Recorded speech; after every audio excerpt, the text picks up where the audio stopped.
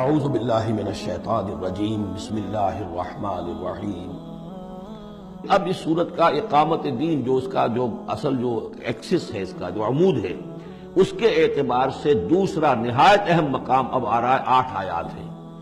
اقامت دین کی جد و جہد کرنے والوں میں کیا اوصاف ہونے چاہیے؟ اگر یہ اوصاف نہیں ہوں گے تو وہ اقامت دین کی جد و جہد نہیں کر سکیں گے۔ تو یہاں پر نقشہ کھینچا جا رہا ہے اس سیرت کا، اس کردار کا، کہ جو لوگ یہ طے کر لیں کہ ان صلاتی و نسکی و محیای و مماتی للہ رب العالمین، جو اصولی طور پر ایک عزم کر لیں کہ اب ہمیں اپنی بہترین توانائیاں اور قوتیں صرف کرنی ہے اللہ کے دین کو قائم کرنے کے لیے، تو ان کے اندر کیا اوصاف پیدا ہونے چاہیے۔ وہ جو علامہ اقبال کا ایک بڑا سادہ سا شعر ہے، ہو صداقت کے لیے جس دل میں مرنے کی تڑپ، پہلے اپنے پیکر خاکی میں جاں پیدا کرے۔ تو یہ اوصاف اپنے اندر پیدا کرو تاکہ تم اقامت دین کی جد و جہد کے لیے واقعتاً موضوع ہو سکو۔ پہلی بات، فما اوتیتم من شیء فمتاع الحیات الدنیا، جو شے بھی تمہیں دنیا میں دی گئی ہے بس وہ دنیا کی زندگی کا ساز و سامان ہے، برتنا ہے۔ وما عند اللہ خیر وابقی، اور جو کچھ اللہ کے پاس ہے وہ خیر ہے اور باقی رہنے والا ہے۔ للذین آمنوا وعلی ربہم یتوکلون، ان لوگوں کے لیے کہ جو ایمان رکھتے ہو اور اللہ پر، اپنے رب پر توکل کرے۔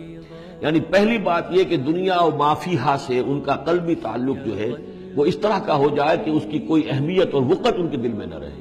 اور انہیں یقین ہو جائے کہ اصل میں ہمارا مطلوب آخرت ہے، ہمیں جو چاہیے وہ آخرت ہے، اور اس کی طلب ان کے دل کے اندر راسخ ہو چکی ہو۔ جب تک یہ بے رغبتی نہیں ہوگی دنیا سے، اگر کہیں بھی یہ دنیا کی محبت جو ہے کہیں وہ لگی ہوئی ہے، پھانس آپ کے دل میں چبھی ہوئی ہے، تو ہو سکتا ہے کہ وہ کہیں اڑنگا لگائے گی اور آپ جو ہے اپنے خیال میں تو بڑی ترقی کر رہے ہیں اقامت دین کی جد و جہد میں، لیکن کہیں وہ ایسی اڑنگا لگائے گی کہ اندھی منہ نیچے گرے گی۔ پہلا فیصلہ یہ ہے کہ آدمی طے کر لے کہ میں طالب آخرت ہوں یا طالب دنیا ہوں، اور نمبر 2 یہ کہ توکل اللہ پر۔ یہ ایک آیت کے اندر یہ 2 شرطیں آئیں۔ اب آگے چلیے، والذین یجتنبون کبائر الاسم والفواحش، اور وہ لوگ کہ جو اجتناب کرتے رہیں بڑے بڑے گناہوں سے اور بے حیائی کے کاموں سے۔ ظاہر بات ہے کہ اپنی سیرت کو ان چیزوں سے اگر پاک نہیں کریں گے تو اس قدم میں، اس میدان میں آگے نہیں بڑھ سکتے۔ لیکن یہاں دوبارہ نوٹ کر لیجئے کہ یہی مضمون سورہ نساء میں آ چکا ہے، ان تجتنبوا کبائر ما تنہون عنہ نکفر عنکم سیئاتکم وندخلکم مدخلا کریما۔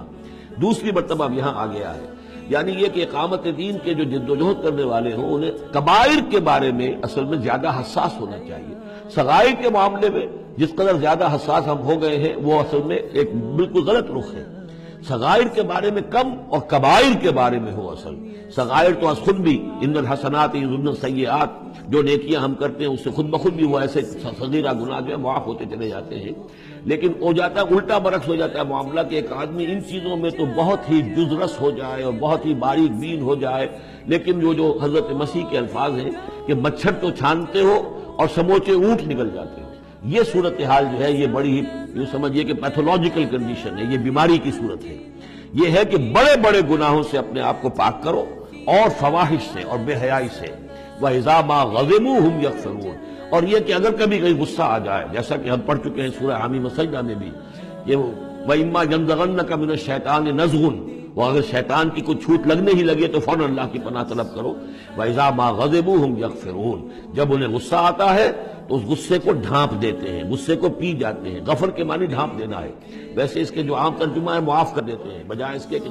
غصے میں کسی پر حملہ کریں اور کسی سے انتقام لیں، بلکہ اس کے اندر عفو کی صورت ہو جب غصہ آئے۔ ایک ہے سوچ سمجھ کر کوئی اقدام کرنا ہے، کوئی آپ نے چیلنج کرنا ہے کسی باطل کو اور اس میں کوئی آگے بڑھ کر آپ کو اقدام کرنا ہے، وہ اور بات ہے۔ ایک ہے کہ غصے میں آ کر کوئی اقدام کیا جائے۔ وَإِذَا مَا غَضِبُوا هُمْ يَغْفِرُونَ، تو وہ معاف کر دیتے ہیں، یا یوں کہیے غصے کو پی جاتے ہیں، یعنی غصے کے اوپر وہ پردہ ڈال دیتے ہیں۔ غفر جو ہے مغفر کہلاتا ہے خور، کہ جو سر کو ڈھانپ لیتا ہے تاکہ تلوار کا وار اگر سر پر آئے تو سر بچ جائے اور خود اس کو روک لے، تو مغفر، غفر کے معنی ڈھانپ دینا۔ گناہ کو ڈھانپ لینے والی شے ہے اللہ کی مغفرت۔ اسی طریقے پر یہ کہ وہ غصے کو پی جانے والے، وَالْكَاظِمِينَ الْغَيْظَ، یہ ہم پڑھ چکے ہیں سورہ آل عمران میں۔ نمبر آگے چلیے، وَالَّذِينَ اسْتَجَابُوا لِرَبِّهِمْ، اور وہ لوگ کہ جنہوں نے اپنے رب کی پکار پر لبیک کہا۔ وہ پکار کون سی ہے؟ اس سورہ مبارکہ میں اب تک صرف ایک فعل امر آیا ہے جمع کی صیغے میں، ان اقیموا الدین، اور ایک فعل نہیں آیا ہے جمع کے سیغے میں ولا تتفرقوا فیہ، پوری صورت میں اب تک نوٹ کر لینے لگا تو یہ پکار اللہ کی کون سی ہے؟ اقیموا الدین ولا تتفرقوا فیہ۔ اسی کے لیے کہا تھا حضور سے فلذالک فدعوا، اسی کی دعوت دیتے رہیے۔ آپ کی دعوت اقامت دین کی دعوت ہے،